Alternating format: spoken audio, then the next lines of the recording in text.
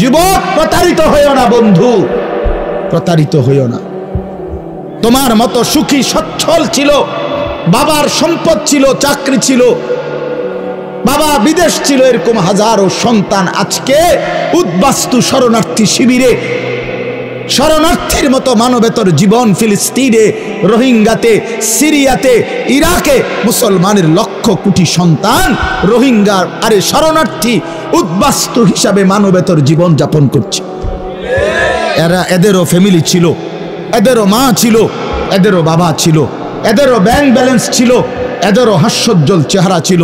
বরং আমাদের চাইতে আরবের মানুষের চেহারা লক্ষ কোটি গুণ বেশি সুন্দর। বন্ধু আমার, কি রঙে, আমার কথা শেষ, আমি বেশি আর বাড়াবো না। কি পাইয়া আজকে আমাদের সন্তানদের হালাত আমি বুঝি না। আরে বন্ধু, কি গুপ্তধন পাইয়া গেলা, কোন জমিদারি পাইয়া গেলা, যে জমিদারির কারণে আল্লাহকে এভাবে ভুলে গেলা? কারণটা কি? মুসলমানের বাবারা এভাবে ভুলে গেলেন কেন? মুসলমানের মারা এভাবে বেপর্দায় নামে গেলেন কেন? মুসলমানের বোনেরা এইভাবে অসভ্যতায় নেমে গেল কেন? হায়া কোথায়, লজ্জা কোথায়, শরম কোথায়? আল্লাহকে এভাবে ভুলে গেলেন কেন? যে ঘরে বাপ মা জীবিত, অথচ ক্ষুধার 365 দিনে, একটা বছরে, একটা 16 বছরের 18 বছরের ছেলে মেয়ে, আপন মা বাপ জীবিত থাকতে কোনদিন একটা বছরে ফজরের নামাজ পড়লো না। এত বড় জানোয়ার মুসলমানের ঘরে ঘুমায় কেন? বলে এত বড় অসভ্য এক মুসলমান বাবা মা এই সময় এত বড় নাফরমান নিয়ে এই ঘরে জীবন চলছে কেন? কারণটা কি? আল্লাহকে এভাবে ছেড়ে দিলেন কেন? আখিরাত এভাবে ভুলে গেলেন কেন? কি ব্যাপারটা কি? হ্যাঁ, এই পৃথিবীর চারদিকে, চতুর্দিকে যদি মুসলমান মজলুম হয়, নির্যাতিত হয়, তা আমরা কি মাটির মধ্যে না, নাকি আমরা চাঁদের দেশে? আমরা মাটিতে থাকি না উপরে থাকি? তো এই জন্য যুবক ভাই, নষ্ট হইও না বাপ, নষ্ট হইও না। এই বন্ধুর কথা মনে রাখো, আমরা মূর্খ না। আলহামদুলিল্লাহ, পড়ালেখা আমরাও করছি, জেনারেল লাইনেও পড়ালেখা করছি, মাদ্রাসার লাইনেও পড়ালেখা করছি। শতভাগ আস্থা নিয়েই বলতেছি, বুঝ নিয়েই বলতেছি। আমি কুমিল্লা ভিক্টোরিয়া কলেজ থেকে মাস্টার্স পাস করছি, আলহামদুলিল্লাহ। সরকারি আলিয়া মাদ্রাসা থেকে টাইটেল কামিল পাস করছি, কওমি মাদ্রাসা থেকে দাওরায়ে হাদিস পাস করছি। আজ বুঝেই কইতেছি, বুঝেই বলতেছি। ইংরেজিও পুরা পড়ছি, আরবিও পুরা পড়ছি। এই জন্য বিজ্ঞান সায়েন্স বিভাগ থেকে দাখিল পাস করছি, এসএসসি। আমি বন্ধু বুঝাইতে চাচ্ছি এই কথাটা অহংকারের জন্য বা ফুটাঙ্গির জন্য না, এই বাস্তবতাটা বুঝানো। এই দুনিয়ার এই সবটা মিলাইয়া আজকে যে কয়জন অভিভাবক আছেন অথবা যে কয়জন যুবক ভাই আছেন, দোস্ত, আমরা আল্লাহর সাথে বেশি বাড়াবাড়ি করছি, আমরা আল্লাহর সাথে বেশি তুচ্ছ অবজ্ঞা করছি। আমরা জানি না আমাদের শেষ পরিণতি কি। ওমা কাদারুল্লাহ হাক্কা কদরি, আল্লাহ বলছে, বান্দা তোমরা আমাকে যথোপযুক্ত কদর করলা না। ফাসসামাওয়াতু মাতওয়িয়াতুম বিয়ামিনি, আল্লাহ বলে, জানো বান্দা, আমি সেই আল্লাহ যে চাইলে এক সেকেন্ডে এই 7 আসমান একটা পলকের মধ্যে, মিনিটের ভিতরে গুটাইয়া আমি আমার কুদরতি হাতে নিয়ে আসতে পারি। তুমি কোন নেতার উপরে ভরসা করে অহংকারী করছো? কিসের উপর? তোমার এই বিল্ডিং না, তোমার এই টাইলস, তোমার এই 5 তলার ফাইলিং, তোমার এই ইঞ্জিনিয়ারের নিশ্চয়তা, আপনার এই সয়েল টেস্ট রিপোর্ট, এটার উপরে ভরসা করে আপনি অহংকার করছেন না? স্বামী বিদেশ, এ কারণে মা বোন বাজারে ঘুরছেন না। বাফতবাদের ছেলেরা, তোমাদের বাবা কিছু টাকা রোজগার করছে, এই কারণে জিন্দিগি এভাবে ফেলে দিলা। এক ওয়াক্ত নামাজ পড়তে মন চায় না, তাহলে আল্লাহ লাগবে না বন্ধু? না, মালিক লাগবে না? আল্লাহকে লাগবে না? তাইলে আজকে যারা এশার নামাজ পড়ো নাই, কেন পড়লা না? এই হাইওয়ান, পড়লা না কেন? এই হারামি, পড়লা না কেন? সারাদিনে এক ওয়াক্ত নামাজ পড়ো নাই যে? তোমার চাইতে নিকৃষ্ট মানুষ, নির্লজ্জ মানুষ আর কে হইতে পারে? মুসলমানের ঘরে জন্ম নিয়ে এক মুসলমান মায়ের পবিত্র দুধ এক টানা 2টা বছর খেয়ে এত নিকৃষ্ট মানুষ হয় কেমনে? এত নিকৃষ্ট মুসলমান হয় কেমনে? নিয়ে এত সভ্য মুসলমানের রক্ত এত বেদামি হবে কেন? অনুভূতি এভাবে মরে যাবে কেন? এই জন্য আমি আপনাদের সামনে কোরআনুল কারীমের যে আয়াতটা পড়ছি, সূরা আলে ইমরানের 102 নম্বর আয়াত, আল্লাহ তাআলা বলছেন, ইয়া আইয়ুহাল্লাযীনা আমানুত্তাকুল্লাহা হাক্কা তুকাতিহ, হে ঈমানদারগণ, হে মুসলমানরা, মুমিনরা, তোমরা আমার। আল্লাহ বলছে 89 বার কোরআনুল কারীমের মধ্যে আল্লাহ তাআলা, একবার দুইবার না দোস্ত, হে ঈমানদারগণ, হে আমার মুমিন বান্দা, এই কথা বলে আল্লাহ 89 বার আল্লাহ কোরআনে ডাক দিয়েছেন। বলছে তুমি আমার বান্দা, তুমি মুমিন, তোমারে আমি জান্নাত দেব। বান্দা, তোমারে আমি জান্নাত দিতে চাই, বিশ্বাস করো, তোমার জন্যই জান্নাত, কোনো বেঈমানের জন্য জান্নাত না। ঈমানবিহীন কেউ জান্নাতে যাবে না। পৃথিবীর সমস্ত ভালো কাজ যদি কোনো বেঈমান করে, তবুও সে জান্নাতি হবে। গোটা পৃথিবীটাও যদি কেউ মালিক হইয়া দান করে দেয়, এত বড় মহানুভব, কিন্তু সে বেঈমান, ঈমান হারা, কালেমা হারা, সে কশ্চিন কালেও পরকালীন মুক্তি পাবে না।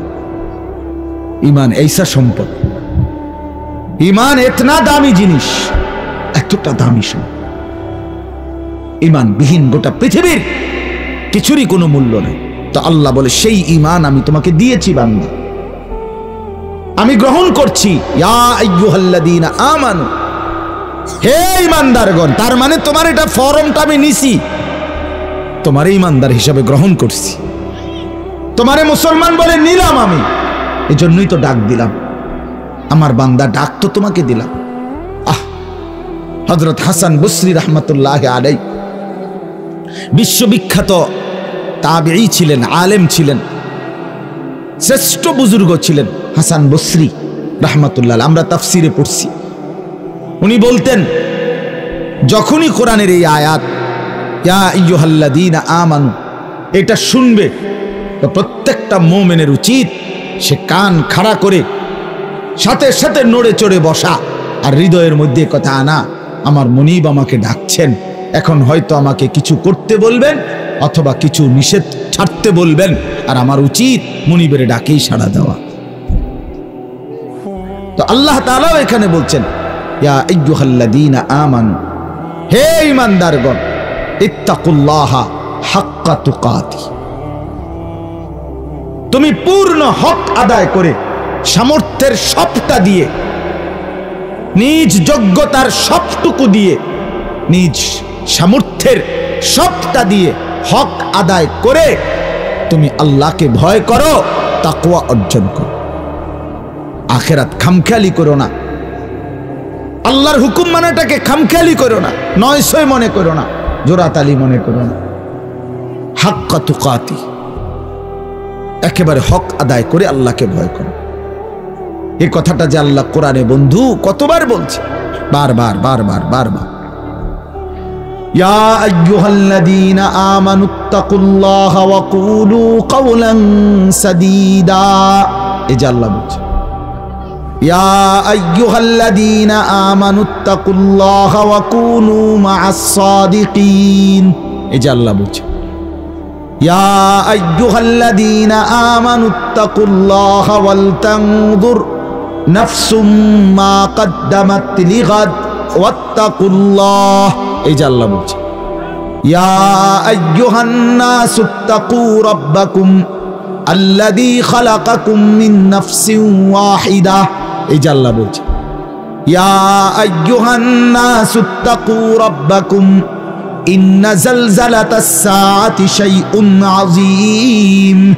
এই যে আল্লাহ বলছেন বারবার বারবার বারবার আল্লাহ বলছে হে ঈমানদার মুমিন বান্দা আমার, তুমি অন্যদের মতো না, তুমি হিন্দু না, তুমি বৌদ্ধ না, তুমি ইহুদি না, তুমি খ্রিস্টান না, তুমি নাস্তিক না, তুমি মুরতাদ না, তুমি বেঈমান না, তুমি আমার মুমিন বান্দা, তুমি আমার ঈমানদার বান্দা।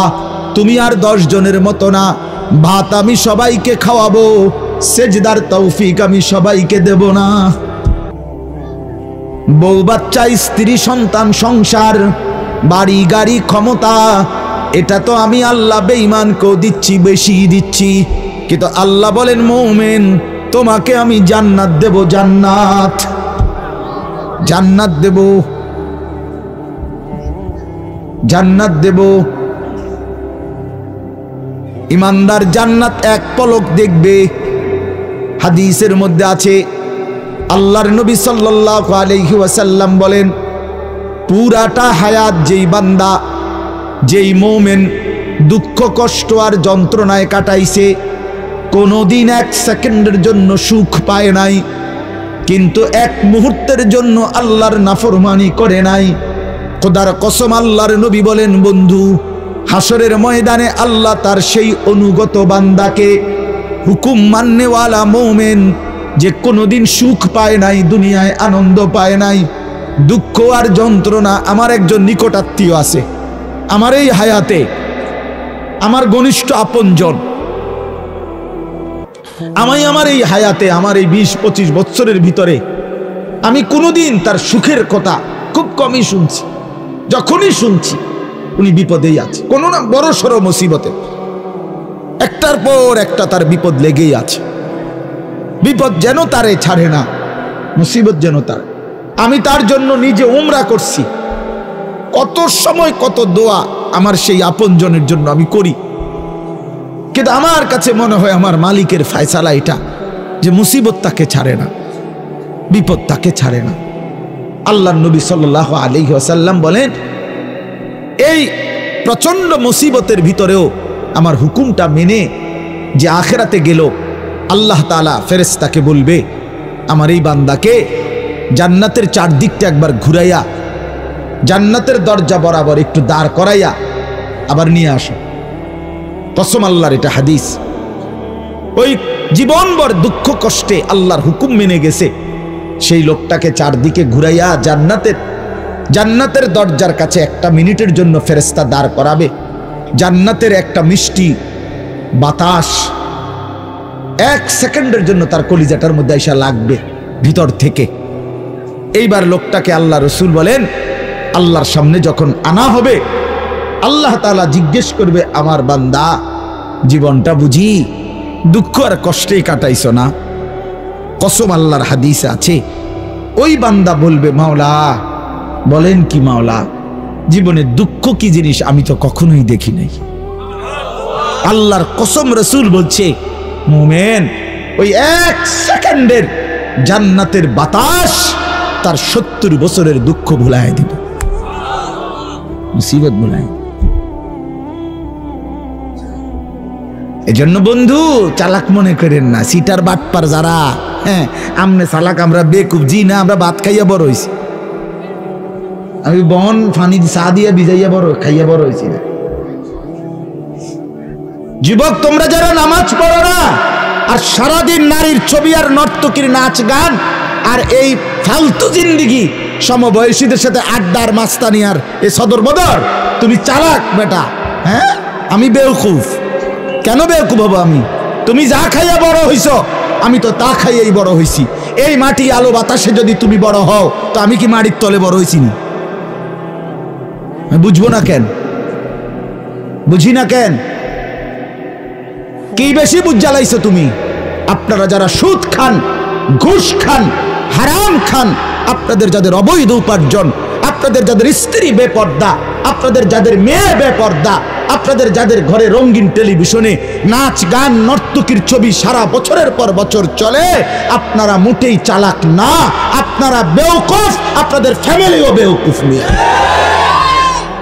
আহাম্মক মিয়া, আপনি ধরা খাইছেন মিয়া, আপনি হেরে গেছেন মিয়া, হেরে গেছেন, জীবনের কাছে হেরে গেছেন, আখিরাতের সামনে হেরে গেছেন, কবরের সামনে হেরে গেছেন। আপনি সামান্য দুনিয়ার লেগা, অথচ এই দুনিয়া নেককাররাও ভোগ করে কিনা বলেন না কেন? নামাজ পড়লে ভাঙ্গাস মাছের যে স্বাদ, বেনামাজিরও এই স্বাদ।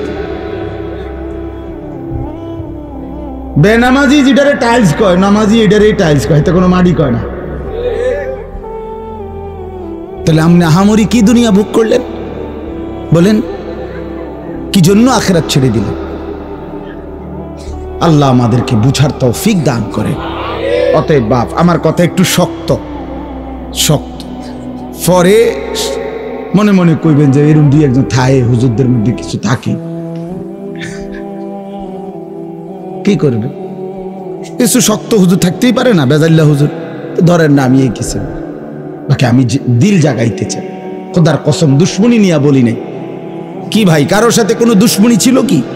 কোন ঝগড়ার কারণে বলা হইতেছে? এটা কি মারামারি? কি জামা বট্টালাইছি আজ যা সুরেলাম তোরে বেটা ফাইস বাতিজার ফুট তোরে আজকে ফাইছি, মাইকো ফাইছি সুবিধা মতো আজকে কইয়া না। ব্যাপারটা তো এটা না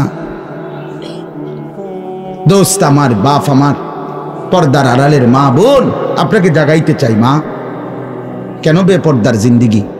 যে নারী তার ইজ্জতের কদর বোঝে না, যে নারী তার পর্দার কদর বোঝে না, যে নারী তার সতীত্বের সম্ভ্রমের কদর বোঝে না, খোদার কসম সে নারী না, সে কোনো মহিলা না, সে ভিন্ন কোনো পদার্থ হইতে পারে। রাসূলুল্লাহ সাল্লাল্লাহু আলাইহি ওয়াসাল্লাম, আমরা এটাই পড়ছি, নবী বলছেন নারী বলে তাকে আড়ালে থাকে যে, নিজেকে পর্দায় রাখে যে, নিজেকে আড়ালে রাখে যে, তাকেই বলে নারী। এজন্য যে বেপর্দা, বেহায়া, নির্লজ্জা, বেশরম, এটা কোনো নারী না, অন্য কোনো পদার্থ, অন্য কিছু। বলে তো কিতা এটা হেবুডি ডাক্তার দেখ, ডাক্তারই তো এটা রিপোর্ট দিব, পরীক্ষা নিরীক্ষা করে চাইব কিতা এটা, আমি কিল্লে কইতাম। রাসূল বলছে নারী বলে তাকে পর্দায় থাকে যে। আল্লাহ আমাদেরকে বুঝার তৌফিক দান করে। অতএব এটাই কথা আমার, রমজান সামনে, আমাদের জীবনের সুযোগ নিজেকে বদলানোর, নিজেকে পরিবর্তন করার, জীবনটা গঠন করার। এজন্য আমি এই আয়াত পড়ছি। আল্লাহ বলছে, বান্দা সাধ্যের সবটুকু দিয়ে সর্বোচ্চ হক আদায় করে আমাকেই ভয় করো। আর আল্লাহকে ভয় করার অর্থ দুইটা, সমস্ত গুনাহ ছেড়ে দেওয়া, আল্লাহর সমস্ত হুকুম পালন করা। আল্লাহ আমাদেরকে তৌফিক দান করে। ওয়ালা তামুতুন্না ইল্লা ওয়া আনতুম মুসলিমুন। এবং আল্লাহ তাআলা সাথে সাথে বললেন, বান্দা দুনিয়া, কথাটা খেয়াল করেন, এই শেষ কথাটা আল্লাহ বলছে, বান্দা আমি আবারও বলছি, বান্দা দেখো দুনিয়া কিন্তু পার হইবা, দুনিয়া অনুগত অবাধ্য, ইমানদার নাফরমান, আদেশ পালনকারী অমান্যকারী, দুনিয়া কিন্তু প্রত্যেককেই আমি ভোগ করতে দেই। সুখ, স্বাচ্ছন্দ্য, আনন্দ, ফুর্তি, স্বস্তি, উল্লাস, হ্যাঁ, এই দুনিয়া উপভোগ, এটা কিন্তু আমি নাফরমানকেও দেই বান্দা, এটা আমার নিজাম, আমি দেব। কিন্তু বান্দা ওই কবর থেকে নিয়ে আখেরাত, পরকালে সেখানে যদি সুখ মিলতে হয়, স্বস্তি মিলতে হয়, স্বাচ্ছন্দ্য মিলতে হয়, তৃপ্তি মিলতে হয়, উল্লাস পেতে হয়, আল্লাহ বলছে, বান্দা বিশ্বাস করো, আমি তোমার অনুরোধ করছি, বান্দা পূর্ণ মুসলমান না হয়ে, আমার অনুগত না হয়ে, আমার গোলামি না করে কবরে আইসো না, মৃত্যুবরণ কইরো না। এই সুখ ওইখানে মিলবে না, এই সুখ ওইখানে কি হবে না। এখানে আমি অনুগত অবাধ্য উভয়কেই দুনিয়া ভোগ করতে দেই, কিন্তু কবরে দেব না, আখিরাতে দেব না, হাসরের মাঠে দেব না। সেখানে শুধুই উইদ্দাত লিল মুত্তাকিন, জান্নাত বানানোই হয়েছে মুত্তাকিদের জন্য। আখিরাতের সুখ বানানোই হয়েছে আদাতুল ইবাদিয়াস সালিহিন, আল্লাহ বলছে আমার নেক বান্দাদের জন্য। অতএব আমার বক্তব্য এটাই, রমজানকে কদর করেন। রমজানটাকে সামনে নিয়ে প্রত্যেকটা নারী পুরুষ, ছেলেরা, নওজোয়ানরা, বাবারা গুনাহমুক্ত একটা জীবন গড়ার সিদ্ধান্ত নেন। চুরি, ডাকাতি, জিনা, বেবিচার, সুদ, ঘুষ, মদ, জুয়া, বেহায়া বেপর্দার জিন্দেগি থামায় দেন। যুবক থেমে যাও, বাপ থামো ভাইয়া, অনুরোধ করছি। এক ভাই বললাম থেমে যাও, অসভ্যতার এই জিন্দেগি ছাড়ো, বেনামাজির এই জিন্দেগি ছাড়ো, সারাদিন নারী নিয়ে আর মোবাইল নিয়ে পড়ে থাকা এই জিন্দেগি ছাড়ো। মা বোনরা, আপনারা যারা খোদার 11টা মাস বাজারে বাজারে ঘুরছেন, মার্কেটে গেছেন, কতবার গেছেন, ও মা বোন, আল্লাহর দোহাই, এক ভাই বললাম কমপক্ষে রমজানটাকে কদর করেন, একটা মাসকে সম্মান করেন আল্লাহর দিকে চাইয়া। রমজানটাকে বাজারে মার্কেটে এই জুতা, শাড়ি, গহনা, এই ফালতু জিনিসের জন্য খোদার এত বড় রমজানকে কোরবান করে দিয়েন, নষ্ট করে দিয়েন, বরবাদ করে দিয়েন না মা বোন। এটা অনেক বড় সীমা লঙ্ঘন, অনেক বড় সীমা লঙ্ঘন। আল্লাহ তাআলা বলছেন, বান্দা আমি এত বেশি সুযোগ দিছিলাম রমজানে, রহমত, মাগফিরাত, নাজাতে, কোনো মূল্যায়ন করলা না। এই জন্য রমজানের লাস্টে জিব্রাইল পাঠাইয়া নবীজিকে আল্লাহ জানায় দিছে, জিব্রাইল গাও বলে আসো আমার বন্ধুকে, যে বন্ধু আপনার যেই উম্মত এত বড় রমজান পেয়েও কদর করে নাই, গুনাহ মাফ করায় নাই, তার উপরে আমি আল্লাহর লানত। জিব্রাইল আয়েশা বলছে, নবী আমি জিব্রাইলেরও লানত। নবীজি বলছে আমিন। জিব্রাইল আমি মুহাম্মদেরও লানত। তোর উরফে আল্লাহরও গজব, তোর উরফে ফেরেশতাদেরও লানত, তোর উপরে রাসূলুল্লাহরও লানত, অভিশাপ, অভিশাপ। এজন্য ইয়া বাগিয়াল খাইরে আকবিল, ইয়া বাগিয়াশ শাররে আকসির, এই শেষ কথা। নবী সাল্লাল্লাহু আলাইহি সাল্লাম বলে, রমজানের রাতে প্রত্যেক দিন সারা দিন রমজানে ফেরেশতা ডাকে, হে নেক কাজের আগ্রহীরা এগিয়ে আসো, হে গুনাহের কাজের আগ্রহীরা এবার তো থামো, এটা থামো, এটা রমজান, এটা রমজান। যুবক এটা রমজান, মোবাইলটা আর খুলল না, নারীর ছবি আর দেখো না, বেনামাজি জিন্দেগি আর রাইখো না। আমরা প্রত্যেকে নিয়ত করি ইনশাআল্লাহ, সবাই হিম্মত করি ইনশাআল্লাহ, বলেন ইনশাআল্লাহ।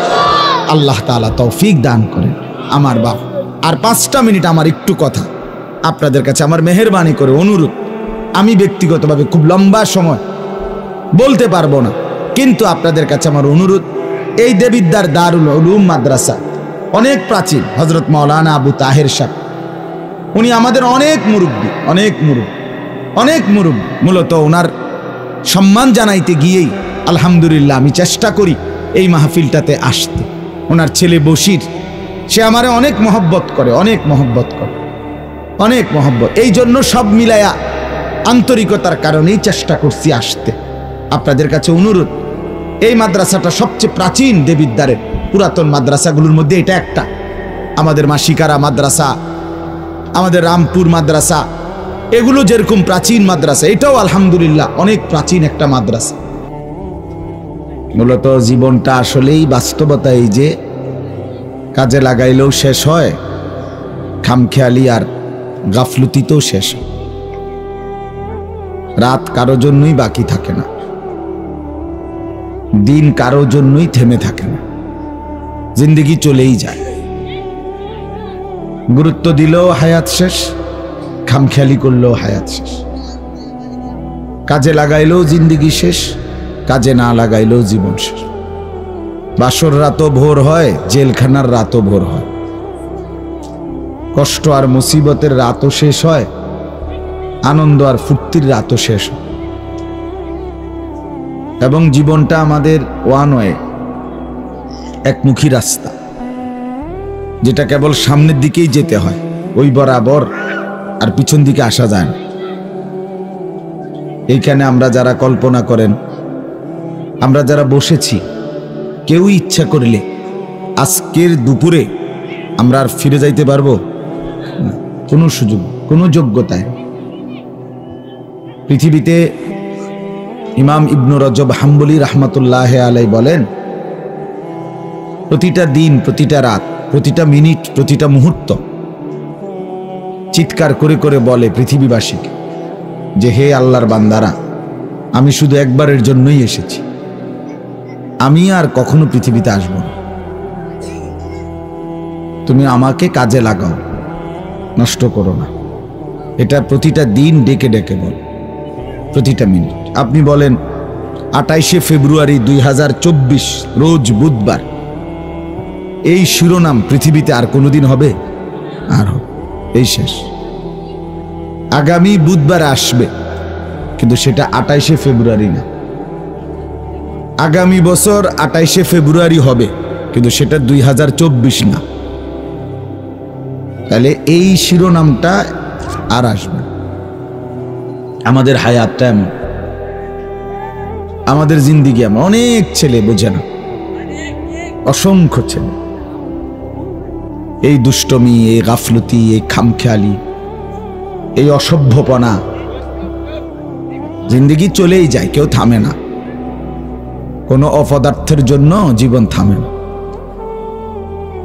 এ যত লোক আপনি দেখবেন, নওজোয়ান যে সমস্ত ছেলে এক ওয়াক্ত সেজদাও দেয় না, আল্লাহকে ডাকে না, এই সমস্ত অপদার্থের জন্য সূর্য থামে না, সূর্য ডুবেই যায়,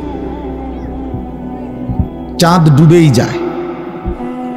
এজন্য 2-4 জন ফালতুর জন্য পৃথিবীর কোনো কিছু থেমে থাকে। ইসলামও টিকে থামে না, ইসলাম ঠিকই আগুচ্ছে। প্রতিনিয়ত আল্লাহর দিকে মানুষ ফিরছে।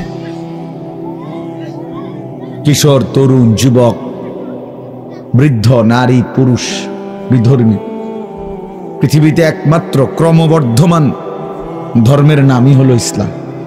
ধারাবাহিকভাবে যা প্রতিদিন বাড়ে, প্রতিদিন মুসলমানের সংখ্যা বাড়ে, প্রত্যেক দিন নেককারের সংখ্যা বাড়ে, প্রতিদিন প্রতিদিন তওবাকারীর সংখ্যা বাড়ে। এজন্য 2-4 জন ফালতুর জন্য অপেক্ষা নেই ইসলাম। আমরা কিতাবে পড়ছি, আপনার রাসূলুল্লাহ সাল্লাল্লাহু আলাইহি ওয়াসাল্লাম যখন দিবানিশি ইসলামের দাওয়াত দিচ্ছিলেন, তখন মক্কার কুরাইশ, আবু জেহেল, আবু লাহাব, উতবা, শাইবা, এই যে বড় বড় কাফের সর্দার যারা, তারা মাঝে মধ্যে একত্রে বসে নিজেরা নিজেরা হাসি ঠাট্টা করত আর বলতো, মুহাম্মদ, কিত্তা তুমি এত মেহনত করো, এত পরিশ্রম করো, তোমার এই ইসলাম, তোমার এইটা কদ্দুর আর যাবে? আমরা মেইন মাতবর যারা, আমরা মেইন যেই লোকগুলো নেতা, আমরা তো কেউই কালেমা গ্রহণ করলাম না, তো তুমি আর আগাইবা কারে লইয়া, আর যাইবাই বা কদ্দুর? তো আল্লাহ তাআলাও যেন আরশে আজিম থেকে মুচকি হাসি দিচ্ছিলেন, আল্লাহও যেন বলতেছিলেন, ঠিক আছে নাফরমান, দেখো ইসলাম যায় কদ্দুর আর তুমি যাও কদ্দুর। দেখো, দেখা গেল নবী সাল্লাল্লাহু আলাইহি ওয়াসাল্লাম মক্কা থেকে হিজরত করে মদিনায় গেলেন। মদিনায় যাওয়ার পরে আল্লাহ তাআলা যখন মুসলমানদেরকে জিহাদের হুকুম, যুদ্ধের হুকুম দিলেন, তো প্রথম যুদ্ধে আবু জেহেল, আবু লাহাব ওরা নাই, তারা সব মারা নিহত হয়েছে, প্রথম ফিডার লগেই নাই। বুঝেন নাই কথা? প্রথম বছরেই, যুদ্ধের প্রথম মুহূর্তেই জাহান্নামে হয়েছে আবু জেহেল, আবু লাহাব, উতবা, শাইবা, উমাইয়া ইবনে খালফ, এরা সব বদরের যুদ্ধে মৃত্যুবরণ করছে, নিহত হয়েছে।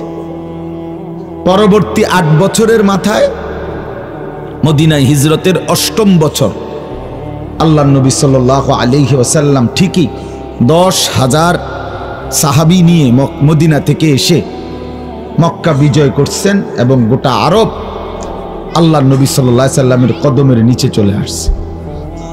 তো ইসলাম ঠিকই বিজয় হয়েছে এবং প্রয়োজন পরিমাণ লোক ঠিকই মিলছে, তো তোমার মতো 2-4টা অপদার্থ লাগে নাই। আবু জেহেল, আবু লাহাবের মতো 2-4টা অপদার্থ দরকার লাগে না। এজন্য কোরআনের খেদমত, সুন্নার খেদমত, ইসলামের খেদমত, দ্বীনের খেদমত, কোরআন সুন্নার বিশ্লেষণ, সারা পৃথিবীতে ইসলামের প্রচার, এটা আল্লাহ তাআলা সব সময় সমান তালে প্রয়োজন পরিমাণ লোক দিয়ে করাচ্ছে। দাওয়াত ও তাবলীগের কাজ কখনোই বন্ধ নাই, মসজিদ মাদ্রাসার খেদমত কখনোই বন্ধ নাই, কোরআনের হাফেজ তৈরি হওয়া কখনোই বন্ধ নাই, আলেম হওয়া কখনোই বন্ধ নাই। কথা হইল শুধু আমি কামে লাগলাম কিনা, কথা বোঝেন নাই, আমি কাজে লাগছি কিনা। নাই তো আল্লাহ তাআলা ঠিকই কাউকে না কাউকে দিয়ে তার দ্বীনের কাজ করাচ্ছেন, আমি কাজে লাগছি কিনা। কোরআনুল কারীমের মধ্যে আছে, ইয়া আইয়ুহাল্লাযীনা আমানু মান ইয়ারতাদ্দা মিনকুম আন দীনিহি ফাসাউফা ইয়াতিল্লাহু বিকওমিন ইউহিব্বুহুম ওয়া ইউহিব্বুনাহু। কোরআনুল কারীমে আল্লাহ তাআলা ইরশাদ করেন, হে ঈমানদারগণ, হে মুমিন, গোটা পৃথিবীর রানিং মুসলমানদেরকে আল্লাহ চ্যালেঞ্জ করছে, আল্লাহ আমাদেরকে ডাইরেক্ট ঈমানদারদেরকে বলতেছে, হে ঈমানদারগণ, তোমাদের যে কেহ, যে বা যারা অথবা সকলেই যদি আমার দ্বীন থেকে বিমুখ হয়ে যাও, মুরতাদ, আমার দ্বীন যদি টোটাল ইসলাম ছেড়ে দাও, আল্লাহ তাআলা সরাসরি বলছে, কোনো পেরেশানি নাই, ফাসাউফা ইয়াতিল্লাহু বিকওমিন, আমি নতুন জাতি আনবো, নতুন জাতি বানাবো, যারা আমাকে ভালোবাসবে আমিও তাদেরকে ভালোবাসবো। আমি সক্ষম, আমি তোমাকে বানাইতে পারলে আমি আরো নতুন মানুষ বানাইতেও তো সক্ষম না? তো তোমার কাছে আমি কোন রকম ধার ধারি না। আমাদের কারো কাছে ইসলাম মুখাপেক্ষী, বরং আমি মুখাপেক্ষী। এশার নামাজ যারা পড়ে নাই তাদের জন্য পৃথিবীর কিচ্ছু আটকায় নাই, কিচ্ছু আটকায় নাই। সূর্য ঠিকই, চাঁদ ঠিকই শেষ হয়ে যাবে, ভোর হয়েই যাবে, তোমার জীবন থেকে এশার নামাজ হারায় গেল। যুবক ভাই, তুমি কাজে লাগলা না আর কি, সেজদা তোমার কপালে জুটলো না আর কি। কিন্তু এতে পৃথিবীরও কোনো ক্ষতি হয় না, ইসলামেরও কিচ্ছু হয় না। নিজের বরবাদি, নিজেরই লস হইল, নিজেরই লস। যে কপালে সেজদা নাই সে কোনো মানুষের বাচ্চা না। সোজা কথা, যদি কারো চ্যালেঞ্জ করতে হয়, বুঝতে হয়, অথবা প্রতিবাদ করারও মানসিকতা থাকে, তো কইরেন, আমি রাজি।